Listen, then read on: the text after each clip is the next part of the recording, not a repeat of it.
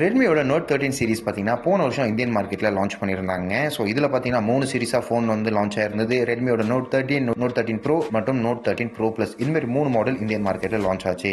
So இப்போ பார்த்தீங்கன்னா ரெட்மியிலேருந்து note 13 bro turbo அப்படின்னு ஒரு மாடல் வந்து கூடி சீக்கிரம் இந்தியன் மார்க்கெட் மற்றும் வேர்ல்டு மார்க்கெட்டில் லான்ச் ஆகக்கூடும் அப்படின்னு எதிர்பார்க்கப்படுதுங்க.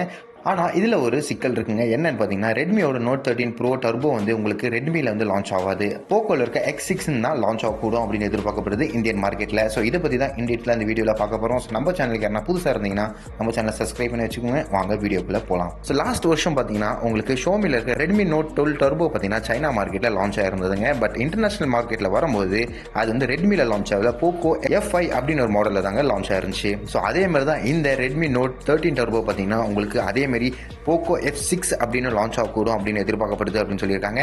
ஸோ சைனா மார்க்கெட்டில் பார்த்தீங்கன்னா ரெட்மி நோட் 13 டர்போ அப்படின்னு லான்ச் ஆகும் போது, ஸோ இன்டர்நேஷனல் மார்க்கெட் அப்படின்னு வரும்போது போக்கோவில் இருக்க போக்கோ F6 அப்படின்னு லான்ச் ஆகும்னு சொல்லியிருக்காங்க. ஸோ நம்ம எல்லாருக்குமே தெரியும் ரெட்மி மற்றும் போக்கோ பார்த்தீங்கன்னா நம்மளுக்கு ஷோமியோட பிராண்டில் தாங்க வருது. ஸோ அதனால இந்த ஒரு கொலாபரேஷன் அவங்க பண்ணிக்கிறாங்க. ஸோ ஓகே, இந்த ரெட்மி நோட் 13 டர்போட ஸ்பெசிஃபிகேஷன்ஸ், அதாவது இம்பார்ட்டண்டான லீக்டு ஸ்பெசிஃபிகேஷன்ஸ் என்னென்னு பார்த்துருவாங்க. ஸோ இதில் ஸ்னாப்டிராகன் 8 Gen 3 கொடுத்துருக்காங்க. OLED ஸ்க்ரீன் இந்த ஃபோனில் வருதுங்க வித் 120 Hz ஆஃப் ரிஃப்ரெஷ் ரேட்டோட. ஸோ இந்த OLED அப்படின்னு பார்த்தீங்கன்னா 1.5K ரெசல்யூஷனோட இந்த OLED ஸ்க்ரீன் வருதுங்க வித் 120 Hz ரிஃப்ரெஷ் ரேட்டோட.